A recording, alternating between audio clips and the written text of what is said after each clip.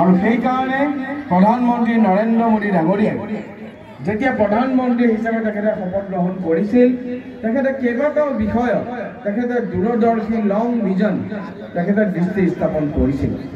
আৰু তাৰ ভিতৰত তেখেতে বিশেষভাৱে গুৰুত্ব দিছিল ক্ৰীড়া দিশক কাৰণ আমি জানো যে ভাৰতবৰ্ষত যিমানখিনি ক্ৰীড়া প্ৰতিভা আছে উপযুক্ত আন্তঃগাঁথনি নাছিল বিভিন্ন সময়ত প্ৰতিভাসমূহ বিকশিত হোৱাৰ সুবিধা পোৱা নাছিল তাৰ কাৰণে ভাৰতবৰ্ষই যথেষ্ট সুবিধা থকা সত্ত্বেও আমি ক্ৰীড়া ক্ষেত্ৰত বিশ্ব ক্ষেত্ৰত যেনেদৰে নিজৰ নাম জিলিকাব লাগিছিল আমি পৰা নাছিল যেতিয়া ভাৰতত ব্ৰিটিছৰ শাসন চলি আছিল সেই সময়তে আমি নিজস্ব প্ৰচেষ্টাৰে আমি হকীত আমি কেইবাবাৰো গ'ল্ড কাপ পাবলৈ সক্ষম হৈছিলোঁ আমি অলিম্পিকত 1928 চনত নৰ্মেন পিচাৰ্ডে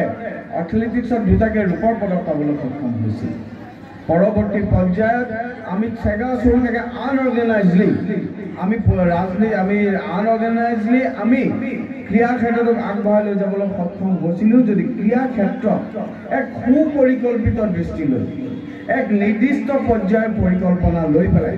ক্ৰীড়াক যে আগবঢ়াই লৈ যাব লাগে তাৰ কাৰণে মই ভাবোঁ যে মোদী ডাঙৰীয়াৰ নেতৃত্বত এইখন চৰকাৰে প্ৰথমতে প্ৰচেষ্টা গ্ৰহণ কৰিছিল আৰু মোদী ডাঙৰীয়াই এই ক্ষেত্ৰত এক অভিনৱ আৰু ব্যতিক্ৰম প্ৰচেষ্টা লৈছিলে খেলো ইণ্ডিয়াৰ জৰিয়তে খেলো ইণ্ডিয়াৰ জৰিয়তে মাননীয় মোদী ডাঙৰীয়াই অসমৰ নহয় ভাৰতবৰ্ষৰ বিভিন্ন গ্ৰাম্য অঞ্চল ভাৰতবৰ্ষৰ বিভিন্ন ৰিমোট এৰিয়াত থকা যিসমূহ ক্ৰীড়া প্ৰতিভা আছিল তেওঁলোকক চিনাক্ত কৰি তেওঁলোকক এক উপযুক্ত মঞ্চ প্ৰদান কৰি ৰাষ্ট্ৰীয় পৰ্যায়ৰ লগতে আন্তঃৰাষ্ট্ৰীয় পৰ্যায়তো যাতে এক সবল ভূমিকা ল'ব পাৰোঁ তাৰ কাৰণে এক সুদৃঢ় আৰু সুবিস্তৃত বিজ্ঞানসন্মত পৰিকল্পনা গ্ৰহণ কৰিছিল এই খেলো ইণ্ডিয়াৰ পৰা অনুপ্ৰেৰণা লৈ অসমৰ স্বপ্নদ্ৰষ্টা মুখ্যমন্ত্ৰী ডক্টৰ হিমন্ত বিশ্ব শৰ্মা ডাঙৰীয়াৰ নেতৃত্বত প্ৰত্যক্ষ সপোনত আজি আমি এই ক্ৰীড়া মহাৰণ আমি আয়োজন কৰিছোঁ ইতিমধ্যে ক্ৰীড়া মহাৰণে অসমত আগন্তুক দিনৰ বাবে খেলৰ ক্ষেত্ৰত এটা ব্যতিক্ৰমী প্ৰয়াস সৃষ্টি কৰিবলৈ সক্ষম হৈছে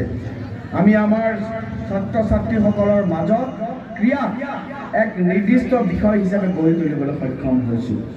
কেইবাগৰাকীও শিক্ষা জগতৰ বিশিষ্ট ব্যক্তি আমাৰ মাজত উপস্থিত আছে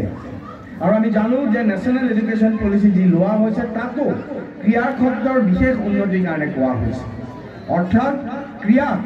আজিৰ দিনত আমি কেৱল মনোৰঞ্জনৰ আহিলা হিচাপে নলৈ আমি যেতিয়া স্কুলত পঢ়ি আছিলোঁ তেতিয়া আমাৰ লগত কেইবাগৰাকীও মোৰ ভাল ছাত্ৰ ছাত্ৰী মোৰ বন্ধু বান্ধৱী আছিল খুব ভাল ক্ৰীড়া প্ৰতিভা সম্পন্ন ব্যক্তি আছিল কিন্তু দেখিছিলোঁ যেতিয়া 9 বা 10 পায় মাক বাপেকে তেওঁলোকক ক্ৰীড়া খেলৰ পৰা নমাই পেলাই তেওঁলোকক পঢ়া শুনা ক্ষেত্ৰত লগাই দিয়ে 10 পালে কাৰণ মেট্ৰিকটো ভালদৰে পাছ কৰিব লাগে কাৰণ 10 বছৰৰ আগলৈকে ক্ৰীড়াকো যে আমি নিজৰ কেৰিয়াৰৰ মাধ্যম হিচাপে গঢ়ি তুলিম তেনেকুৱা এটা পৰিৱেশ গঢ় লোৱা নাছিল আজিৰ দিনত ক্ৰীড়াকো আমি কেৰিয়াৰ হিচাপে গঢ়ি তুলিব পাৰোঁ তেনেকুৱা পৰিৱেশ গঢ় লৈ উঠিছে আজিৰ খেলত আমি দেখিছোঁ কেইদিনমান আগতে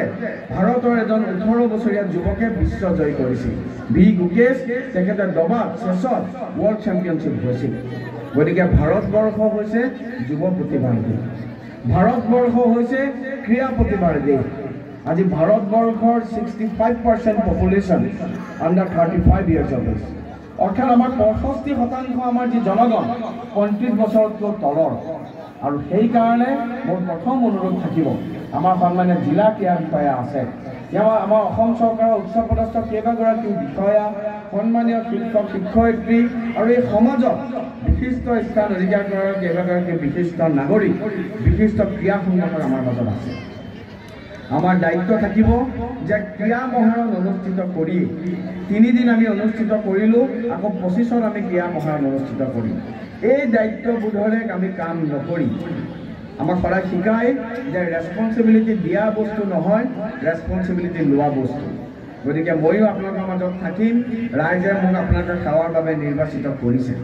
আৰু আমি জানো যে সামগ্ৰী মই এতিয়া তপনদাই কৈ আছিল যথেষ্ট দিন ধৰি পেলাই তপনদা এই অঞ্চলটোত ক্ৰীড়া ক্ষেত্ৰৰ সৈতে জড়িত আৰু এই বিশিষ্ট যিখন আমাৰ অঞ্চল সামগ্ৰী বিশেষ কাৱৈমাৰী কেইবাগৰাকীও ইয়াৰ পৰা গৈ পেলাই আমাৰ কেইবাগৰাকীও যুৱকে ৰাষ্ট্ৰীয় পৰ্যায়ত হকীক প্ৰতিনিধিত্ব কৰিবলৈ সক্ষম হৈছে আন্তঃৰাষ্ট্ৰীয় পৰ্যায়ত হকীক প্ৰতিনিধিত্ব কৰিবলৈ সক্ষম হৈছে আৰু যোৱা 20 তাৰিখে মাননীয় মুখ্যমন্ত্ৰী মহোদয় যেতিয়া সামগ্ৰী আহিছিল এই ফিল্ডতে তেখেতে মিটিং কৰিছিল মই তেখেতক যেতিয়া অনুৰোধ কৰিছিলোঁ এই ফিল্ডখনৰ উন্নয়নৰ কাৰণে ক্ৰিয়া বুলি ক'লে মাননীয় মুখ্যমন্ত্ৰী মহোদয়ৰ মুখত কেতিয়াও ন নাই এতিয়া তেওঁ লগে লগে 3 কোটি টকা এই ফিল্ডখনৰ ডেভেলপমেণ্টৰ কাৰণে ঘোষণা কৰিছিল যোৱা 20 তাৰিখে আপোনালোকে সকলোৱে জানে গতিকে নতুন পৰিকল্পনা লৈ নতুন সপোন লৈ পেলাই ডক্টৰ APJ আব্দুল কালামে যিটো কথা কৈ গৈছে যে small aim is a crime ক্ষুদ্ৰ লক্ষ্য আমাৰ এক অপৰাধ আমি এনেকুৱাকৈ সপোন দেখিব লাগিব যিটো সপোন আমি শুই থাকোঁতে নেদেখোঁ কালাম ডাঙৰীয়াই কৈ গৈছে যে সপোন সেইটো নহয় যিটো আমি শুওঁতে দেখোঁ সপোন সেইটো যিটো আমাক কেতিয়াও শুবলৈ নিদিয়ে সেই সপোনৰ পিছত আমাক দৌৰি থাকিবৰ কাৰণে আমাক বাধ্য কৰে গতিকে আজি ক্ৰীড়া মহাৰণত যিসকল ছাত্ৰ ছাত্ৰী আহিছে আমি বিভিন্ন পৰ্যায়ৰ পৰা তেওঁলোকৰ প্ৰতিভাসমূহ যাতে চিনাক্ত কৰিব পাৰোঁ যিসকল সংগঠক ইয়াৰ প্ৰত্যক্ষ দায়িত্বত আছে আপোনালোকে মাইনৰিটি কোনজন যুৱক কি ক্ষেত্ৰত ইম্পৰ্টেণ্ট মই দেখিছিলোঁ যে মই পঢ়িছিলোঁ যে মণিপুৰৰ ক্ষেত্ৰত এনেকুৱা টেলেণ্ট হাব স্কুলৰ পৰা কৰা হয় চাইনা ক্লাছ 3-4ৰ পৰা টেলেণ্ট হাব কৰা হয় আজিৰ দিনত চাইগা একেবাৰে স্পৰ্টছৰ ক্ষেত্ৰত ছুপাৰ পাৱাৰ হিচাপে পৰিগণিত কৰিছে গতিকে আমি যাতে ছাত্ৰ অৱস্থাৰ পৰাই টেলেণ্ট হাব কৰি পেলাই প্ৰতিভা চিনাক্ত কৰি পেলাই আমি প্ৰতিভাসমূহ সংগঠিত কৰি পেলাই তেওঁলোকক এটা উপযুক্ত মঞ্চ প্ৰদান কৰাটো আমাৰ দায়িত্ব এই দায়িত্ব আমি সকলোৱে অনাগত দিনত পালন কৰিম মই পুনৰাই এই খেলৰ ক্ষেত্ৰত এক বিশিষ্ট